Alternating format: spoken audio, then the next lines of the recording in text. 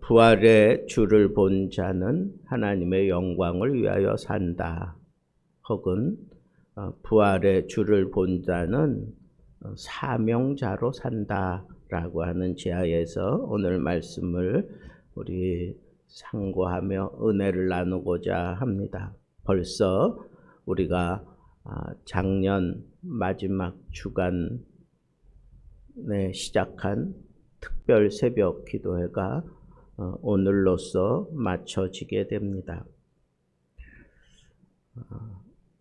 예수를 보면 산다 하는 그런 제목을 정한 것도 이 시대를 살아간다는 것 자체가 참 어렵고 힘들다는 것을 우리는 너무 잘 알고 있습니다. 특별히 복음을 가지고 살아가는 자들은 너무너무 이 시대가 어렵습니다. 핍박이 많아서 시대가 어려운 게 아닙니다. 우리의 삶을 완전히 무너뜨려 버리는 그렇게 무너진 세대를 기독교인들조차 별 의미 없이 그냥 그렇게 받아들이고 살고 있고, 또 무너진 이 세대 속에 각종 비성경적인 그런 비윤리적이고 비성경적인 그런 행동들이 독버섯 피어나듯이 막 피어나고 있는 그런 모습을 보면서 경각심을 갖기보다는 그냥 별 대수롭지 않게 나만 잘하면 되지라고 하는 그런 태도를 취하는 기독교인들이 어쩌면 이 세상 사람들에게 완전히 동화되어 가고 있는 것은 아닌가 하는 그런 안타까운 마음을 자아내게 될 때도 없잖아 있습니다. 그런데 사실 그게 마귀의 전략이고, 이 말세 심각한 마귀의 대대적인 그런 공격이 바로 코앞에 다가온 시대를 우리가 맞이하고 있다고 하는 그런 생각을 할 수밖에 없는 것은 이미 예수님께서도 예언해 놓으신 것처럼, 또 성경을 연구하는 모든 사람들이 이 말세에 나타나는 그런 징조들에 대해서 상당히 촉각을 곤두세우고 바라보고 있는데, 대동소이하게, 그리고 모든 사람들이 입을 맞추어서 지금은 말세가 틀림없다. 그래서 기독교인들에게 심각한 그런 고난과 핍박이 예견되고 있다라고 보는 것이 오늘날 성경학자들의 동일한 그런 외침입니다. 영적으로 이 신앙을 지키며 살기가 너무 힘들고 어려운 시대가 되었다는 거예요. 정신이 다 무너졌습니다. 영적인 청결함이 다 무너져 가고 있습니다. 육적으로 더러워진 것은 이루 말할 수 없습니다. 그리고 온 세상 사람들 마음속에 이미 강하게 자리 잡고 있는 바벨론의 그 엄청난 악 영향이 이미 온 세계를 뒤집어 놓고 있습니다. 이런 심각한 때를 살면서 정말 더 심각한 것은 사람들이 심각한 때라고 느끼지 못한다는 거예요.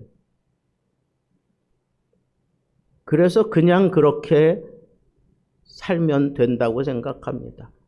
너무너무 즐길 거리가 많고 너무너무 그 즐길거리를 쉽게 접할 수 있고, 그러면서 우리의 영적인 생활은 다 무너져 내리고 있는데도 거기에 대해서 어떤 사람이 심각하고 안타까움으로 부르짖어도 나는 그런 거와 상관없다라고 하는 그런 생각을 하고 그렇게 지나치는 사람들, 그런 걸 오늘날 우리가 너무 쉽게 보고 있는 모습입니다.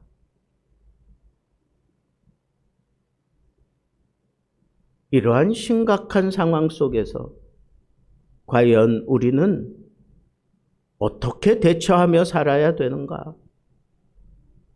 예수 그리스도가 십자가에 죽고 난 이후에 예수 믿던 사람들은 다 뿔뿔이 흩어졌습니다.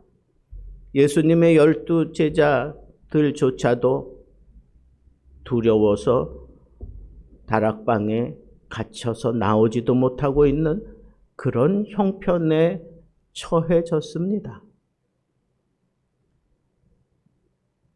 이후 예수 그리스도 부활의 주를 만나고 난 이후에 용기를 얻었지만 그렇다고 해서 세상이 뒤집어지고 바뀐 것은 아닙니다.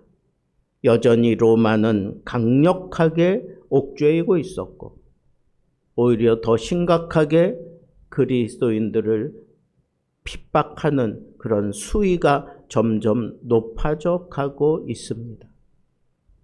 그러한 시대 상황들을 바라보면서 예수님께서는 이제 40일 동안, 부활 후 40일 동안만 머무시다가 승천해 버리고 마는데, 그때 40일 동안 그 짧은 세월 동안에도 예수님께서 예수를 따르는 자들을 다 불러 모으고 그네들에게 어떻게 대처하며 살아가야 될 전략을 짜주고, 막 그래도 이 시대야 견주면서 살아가기가 너무 힘들고 어려울 것 같은데 예수님께서는 그렇게 주님의 제자들을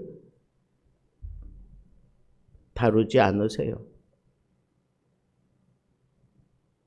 12 제자 다 불러놓고 그 12 제자에게 너는 이런 생각을 가지고 있으니 이렇게 해야 되고 너는 태도가 이러니 어쩌고 저쩌고 이런 시간조차 우리 주님은 갖지 않습니다.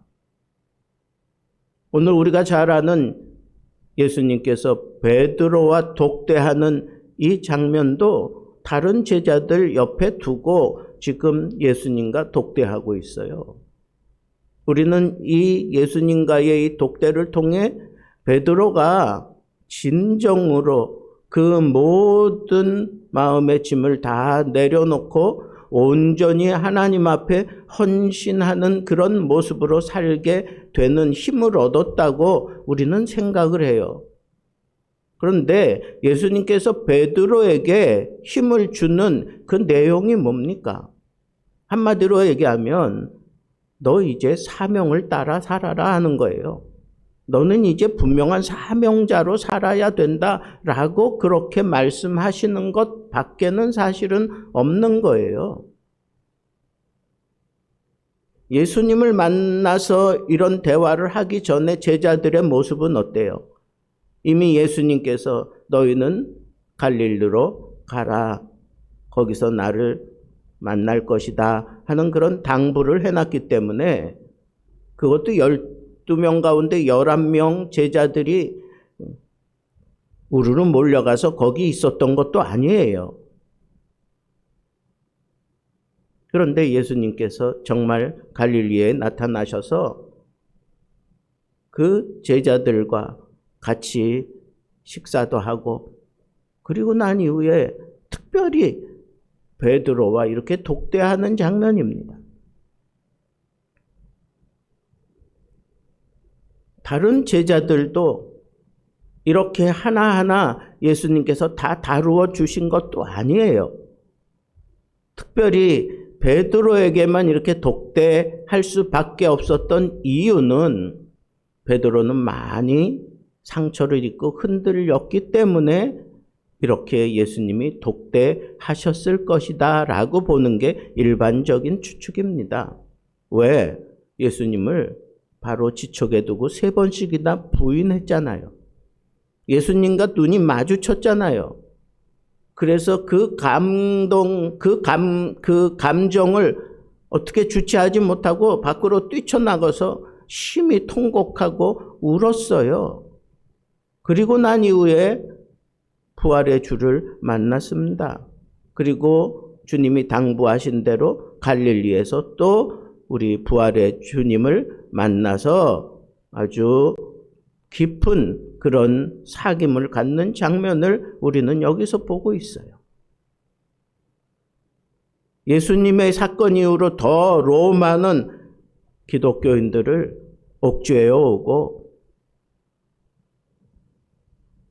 이런 상황 속에서 너희는 이렇게 살아야 돼. 그러면서 아주 강력한 피치를 높이면서 이 제자들에게 얘기를 해줘야 될 것 같은데 예수님은 고작 한다는 게 이거예요.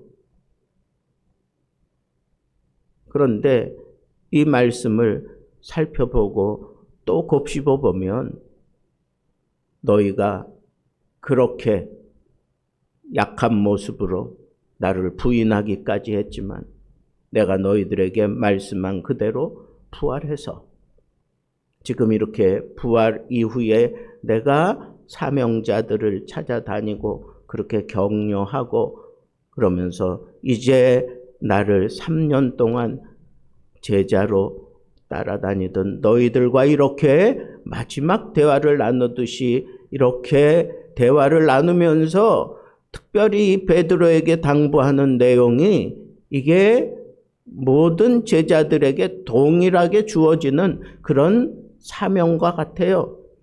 그런 우리 주님의 당부예요.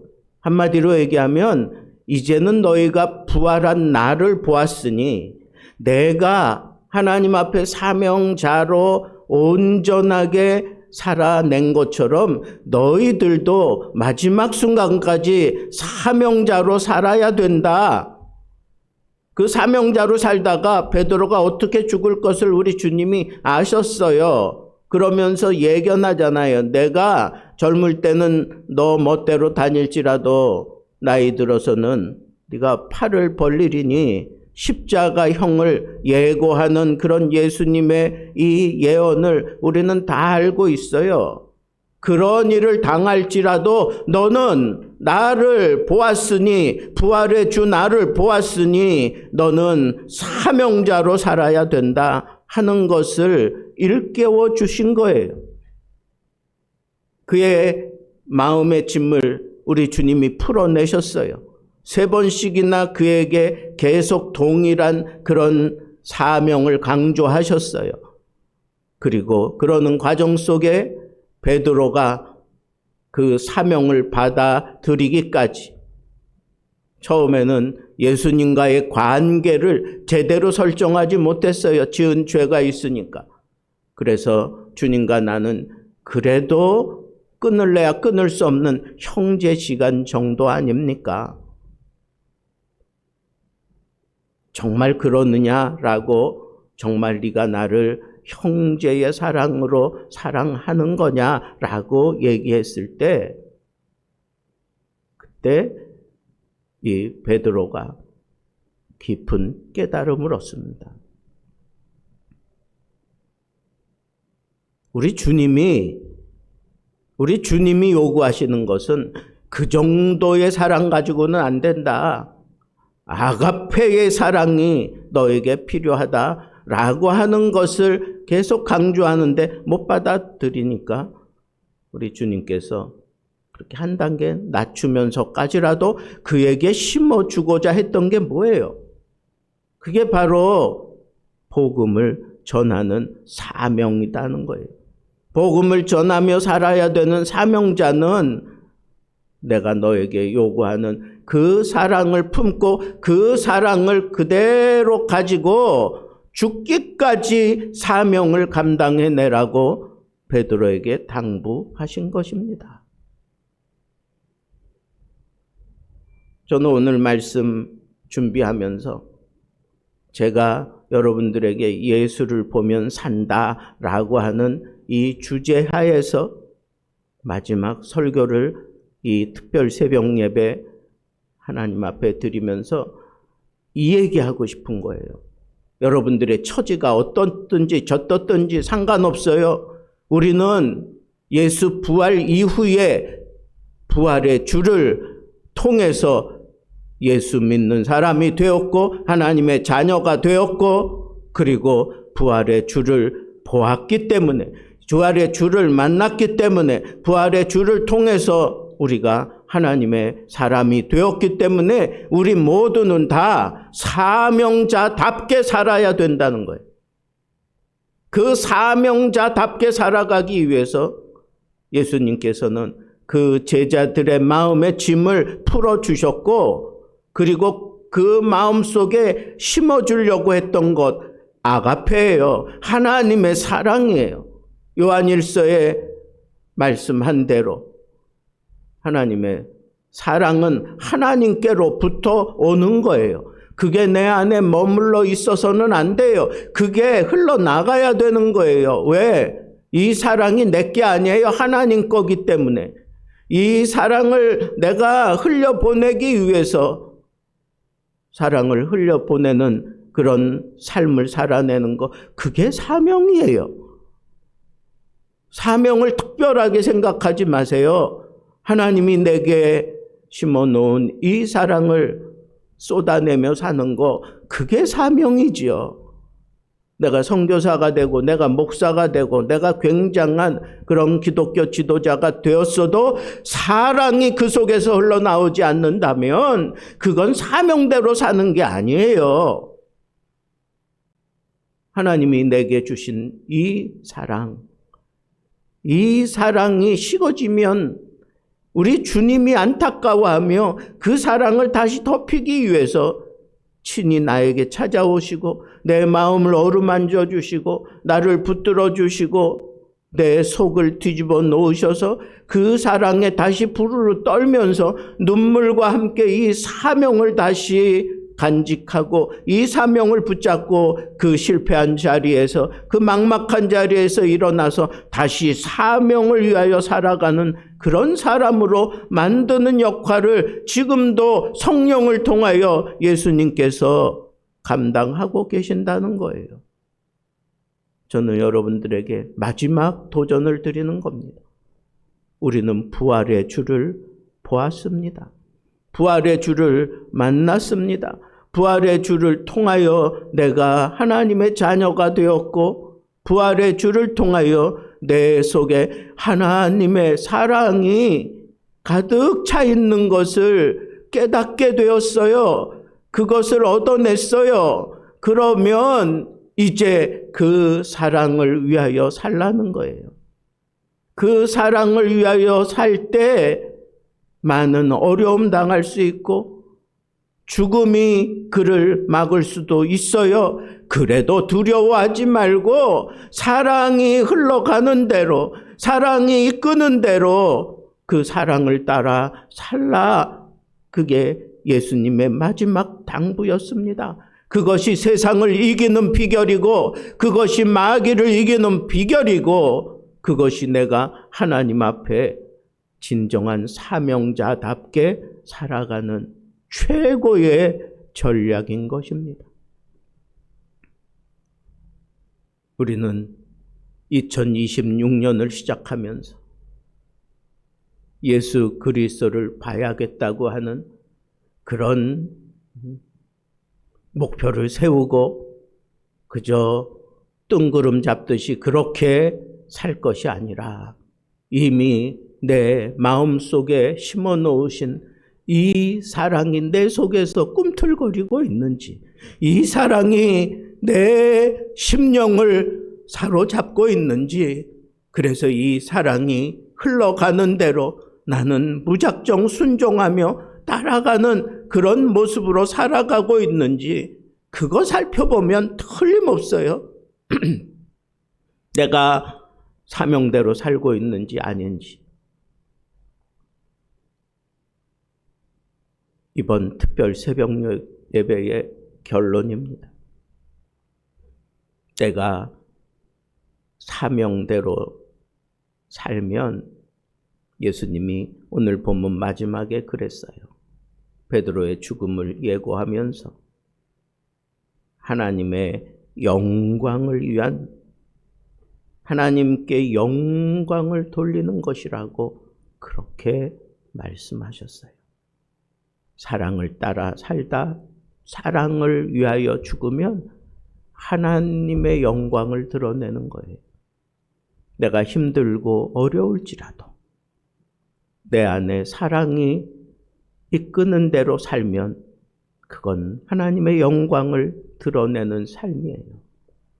나는 가난해지고 나는 형편없어질지라도 내 마음에 심어놓으신 그 사랑이 이끄는 대로 그 사랑을 따라 산다면 반드시 그 사람에게는 하나님의 영광이 드러나게 되어 있습니다.